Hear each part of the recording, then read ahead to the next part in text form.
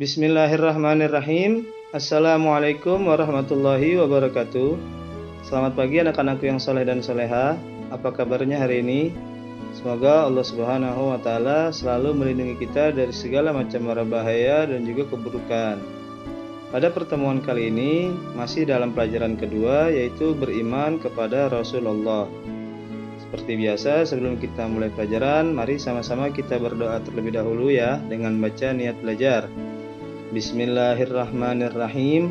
Nawaitu ta'alluma wa ta'lim wa tazakkura wa tazkir wa naf'a wal intifa'a wal ifadata wal istifadata wal hatha 'ala tamasuki bi kitabillahi wa sunnati rasulih wa du'a'a ilal huda wa dalalata 'alal khair ibtigha'a wajhillahi wa qurbihi wa sawabih subhanahu wa ta'ala. Selanjutnya mari sama-sama kita membaca surat Al-Fatihah. Semoga Allah Subhanahu wa Ta'ala selalu memberikan keberkahan pada kita semua. Bismillahirrahmanirrahim. Alhamdulillahi rabbil alamin. Ar-Rahmanirrahim. Maliki yaumiddin. Iyyaka na'budu wa iyyaka nasta'in. Ihdinas siratal mustaqim. Siratal ladzina an'amta 'alaihim ghairil maghdubi 'alaihim waladdallin. Amin. Selanjutnya kita baca doa sebelum belajar ya. Raditu billahi rabba wa bil islami dina wa bi Muhammadin nabiyya wa rasula. Rabbi zidni ilma warzuqni fahma. Amin ya rabbal alamin. Sebelum kita memulai pelajaran, mari kita kenali rukun iman itu. Rukun iman itu ada 6. Pertama, iman kepada Allah Subhanahu wa Ta'ala. Yang kedua, iman kepada malaikat-malaikat Allah. Yang ketiga, iman kepada kitab-kitab Allah. Yang keempat, iman kepada rasul-rasul Allah. Yang kelima, iman kepada hari kiamat. Dan yang terakhir adalah iman kepada qada dan qadar. Anak-anakku yang soleh dan soleha, mari sama-sama kita cermati percakapan berikut ini. Pada percakapan ini ada seorang laki-laki yang bernama Hasan dan juga ada seorang laki-laki yang bernama Ali. Assalamualaikum. Waalaikumsalam, jawab Ali. Ya Ali, tolong bantu aku ya. Aku mengalami kesulitan memahami pelajaran tentang beriman kepada Rasul-Rasul Allah. Ya baik, aku akan berusaha membantumu. Terima kasih banyak ya Ali. Kalau begitu, aku akan coba jelaskan siapa yang disebut Rasul itu. Ya, coba engkau jelaskan kepadaku, kata Hasan. Kemudian Ali menjelaskan. Menurut guru mengajiku, di antara manusia ada yang Allah jadikan sebagai utusannya di bumi ini, itulah Rasul, pembawa ajaran Allah untuk disampaikan kepada manusia yang disebut wahyu. Manusia harus percaya atau beriman kepada rasul-rasulnya. Mereka, rasul-rasul itu terjaga dari kesalahan, seperti Nabi Muhammad SAW yang diberi gelar Al-Amin, yang artinya terpercaya. Oleh karena itu, manusia diwajibkan beriman kepada Rasulullah. Kemudian Hasan menjawab, sekarang aku sudah mulai paham. Terima kasih ya. Ali pun membalas, iya sama-sama Hasan. Selanjutnya anak-anakku yang soleh dan soleha, kita harus pelajari pengertian tentang Rasul itu sendiri. Rasul artinya adalah utusan, dan Rasulullah artinya adalah utusan Allah. Rasul sendiri adalah manusia yang diutus oleh Allah untuk menyebarkan ajaran agama Allah bagi umat Islam. Sebagaimana Allah Subhanahu wa Ta'ala berfirman, Bismillahirrahmanirrahim. Walaqad ba'atsna fi kulli ummatir rasulan an i'budullaha wajtanibut taghut. Dan sungguh kami telah mengutus seorang rasul untuk setiap umat untuk menyerukan sembahlah Allah dan jauhilah taghut. Taghut di sini adalah berlebih-lebihan. Dari ayat ini kita ketahui bahwasannya Allah Subhanahu wa Ta'ala mengutus Rasul untuk setiap umat manusia, untuk menyerukan agar tidak terlalu berlebih-lebihan dalam hidup. Makanya Allah Subhanahu wa Ta'ala itu mengutus Rasul untuk mengatur kehidupan manusia. Janganlah terlalu berlebih-lebihan dalam hidupnya. Dalam ayat lain Allah Subhanahu wa Ta'ala juga berfirman, laqad kana lakum fi rasulillahi uswatun hasanatun liman kana yarjullaha wal yawmal akhir wa zakarallaha katsira. Yang artinya, sungguh telah ada pada diri Rasulullah itu suri tauladan yang baik bagimu, yaitu bagi orang yang mengharapkan rahmat Allah dan kedatangan hari kiamat, dan yang banyak mengingat Allah. Al-Quran Surah Al-Ahzab ayat 21. Di sini juga diterangkan sambungan dari ayat sebelumnya, yaitu agar kita meniru cara hidup seorang Rasul yang diutus oleh Allah, agar kita tidak terlalu berlebih-lebihan dalam hidup. Karena Rasulullah ini adalah orang yang paling pantas dan orang yang harus kita ikuti teladannya, karena beliaulah yang baik bagi kita, bagi seorang muslim, untuk mendapatkan rahmat dan juga untuk mendapatkan kasih sayangnya Allah Subhanahu wa Ta'ala. Rasul juga mengajak kita untuk selalu beribadah kepada Allah Subhanahu wa Ta'ala agar kita bisa masuk surganya. Kalau saja kita tidak mengikuti aturan yang diajarkan oleh Rasulullah SAW, kita akan dilaknat oleh Allah. Kita pasti akan masuk ke dalam neraka. Kita ketahui bahwasannya ada nabi dan ada juga rasul. Mereka adalah orang yang dipilih oleh Allah Subhanahu wa Ta'ala untuk menerima wahyu. Tapi dari kedua itu ada perbedaannya. Di antaranya yaitu nabi mendapatkan wahyu untuk dirinya sendiri, dan rasul mendapatkan wahyu untuk dirinya sendiri dan disampaikan kepada umatnya. Dalam arti kata lain, nabi belum tentu rasul, tapi rasul sudah pasti nabi. Selanjutnya, anak-anakku yang soleh dan solehah, mari perhatikan video berikut ini. Kita sama-sama mengenal nama-nama Rasul-Rasul Allah.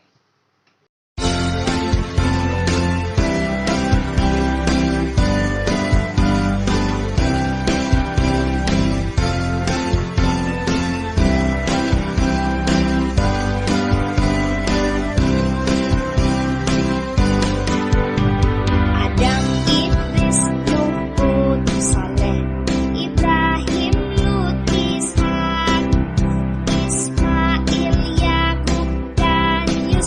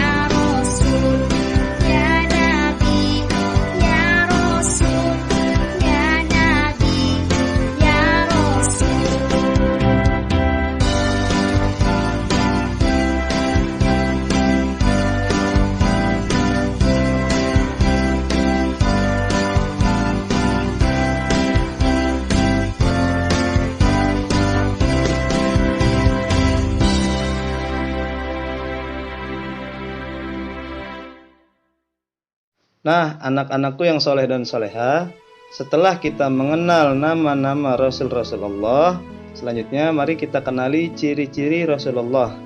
Yang pertama, seorang Rasul itu pasti laki-laki. Tidak mungkin Rasul itu seorang perempuan. Yang kedua, memiliki akal yang sempurna. Tidaklah mungkin bagi kita seorang manusia biasa memiliki akal sempurna. Pemikiran seorang Rasul lebih jauh dari pemikiran kita seorang manusia yang biasa. Kemudian yang ketiga, berjiwa ismah. Ismah artinya mampu mengendalikan diri dari dosa. Kita ketahui bahwasannya kita manusia yang lemah, yang selalu pasti di dalam pikirannya banyak melakukan dosa, dan kita adalah orang yang berlumur dosa. Dan di sini Allah menjadikan Rasul orang yang berjiwa ismah. Dia bisa mengendalikan dirinya dari perbuatan dosa. Kemudian yang keempat, berasal dari keturunan yang baik. Nah, seorang Rasul tidak mungkin dia punya keturunan yang buruk, seperti orang tuanya pemabuk, pembunuh, penjahat, dan ataupun lainnya seperti itu. Kemudian yang kelima, sudah pasti Rasul itu maksum, terpelihara dari dosa dan salah. Itu sudah ketetapan dari Allah Subhanahu wa taala. Selanjutnya yang keenam, diberikan wahyu oleh Allah Subhanahu wa taala. Nah, ini tanda kerasulan dan juga tanda kenabian. Jadi, kalau kita mengaku menjadi nabi atau rasul, wahyunya mana? Wahyunya apa? Dan janganlah kita sebagai orang biasa mengaku-ngaku menjadi seorang rasul. Sangatlah berdosa dan pasti Allah akan jadikan kita orang yang masuk ke dalam neraka. Selanjutnya yang ketujuh, memiliki mukjizat. Nah, di sini contoh lainnya dari ciri-ciri seorang rasul. Tidaklah mungkin orang biasa memiliki mukjizat. Kalaupun ada orang sekarang punya kelebihan, itu namanya bukan mukjizat, tapi maunah, kelebihan yang diberikan oleh Allah khusus untuk orang-orang yang memiliki ketakwaan yang tingkatannya sangat tinggi dan dekat kepada Allah Subhanahu wa taala. Rasul terakhir adalah nabi kita, Nabi Muhammad sallallahu alaihi wasallam. Anak-anakku yang soleh dan solehah, selanjutnya mari sama-sama kita mengenal sifat-sifat wajib bagi Rasul dan sifat-sifat yang mustahil bagi Rasul. Sifat yang wajib bagi Rasul ada 4, dan yang mustahil pun juga ada 4. Yang wajib pertama adalah siddiq, artinya jujur. Lawan kata siddiq atau sifat mustahil bagi Rasul adalah al-kizib, artinya berbohong. Yang kedua adalah amanah, dapat dipercaya. Lawan kata amanah adalah al-khianat, tidak dapat dipercaya. Yang kemudian yang ketiga, tabligh, menyampaikan. Lawan katanya adalah al-khidmah, menyembunyikan. Dan yang terakhir, sifat wajib bagi Rasul adalah fatonah, yang artinya cerdas. Lawan katanya atau sifat yang mustahil bagi Rasul adalah al-baladah, bodoh. Dari 4 sifat ini kita bisa ketahui mana yang benar-benar Rasul, mana yang bukan Rasul. Siddiq, kejujuran, bukan hanya sebuah sikap atau ucapan, tapi semua perilaku yang dilakukan itu jujur, baru dinamakan siddiq. Dan amanah pun juga begitu, tidak berkhianat kepada orang lain. Dan selanjutnya tabligh, sudah pasti Rasulullah tabligh, menyampaikan wahyu, apa yang disampaikan oleh Rasulullah atau apa yang dititipkan oleh Allah disampaikan oleh Rasulullah untuk umatnya. Dan yang terakhir adalah fatonah, cerdas. Tidak mungkin seorang Rasul itu bodoh, karena bodoh itu hanya orang untuk yang tidak mau belajar. Selanjutnya, bagaimana cara kita beriman kepada Rasulullah? Yang pertama adalah berperilaku jujur. Jujur itu hal yang wajib, dan kejujuran merupakan hal yang sangat dicintai oleh Allah Subhanahu wa taala. Yang kedua, jadilah orang yang dapat dipercaya atau amanah. Orang yang amanah merupakan orang yang meneladani sikap Nabi Muhammad sallallahu alaihi wasallam atau rasul-rasul juga. Dan yang ketiga, ketiga, menyampaikan kebaikan. Janganlah kita sebagai orang muslim, terlebih lagi umatnya Allah, menyampaikan hal-hal yang buruk, karena hal buruk tersebut menjadikan orang tersesat, berdosa, dan kita pun orang yang memberikan sesuatu yang salah menjadi dosa. Kalau orang banyak dosa, berarti dia akan masuk ke dalam neraka. Dan yang terakhir adalah hidup kita harus cerdas. Jangan kita malas, jangan mau kita jadi orang bodoh. Kita harus cerdas, kita harus rajin belajar, jangan pantang menyerah. Tidak bisa kita belajar, jangan ada kata malas. Untuk kegiatan hari ini, ayo berlatih, berikan bukti bahwa Nabi Muhammad itu adalah Rasulullah. Kemudian berikan juga bukti bahwa kamu beriman kepada Nabi Muhammad SAW. Dari tugas ini, maksudnya adalah kalian tuliskan, ceritakan bagaimana kalian membuktikan bahwa Nabi Muhammad itu adalah Rasulullah. Dan kemudian kalian buktikan dengan cerita pengalaman kalian bagaimana kalian beriman kepada Allah dari 4 contoh yang telah kita bahas tadi. Dari sifat kejujurankah, amanahkah, kemudian menyampaikan hal kebaikankah, atau yang keempat contohnya kita berusaha untuk menjadi orang yang cerdas. Alhamdulillahirrabbilalamin. Untuk pembelajaran hari ini sudah selesai. Semoga semua materi yang kita pelajari hari ini bermanfaat bagi kita dan khususnya bagi keluarga kita, orang-orang yang terdekat kita. Hadanallahu wa iyyakum ajma'in. Wassalamualaikum warahmatullahi wabarakatuh.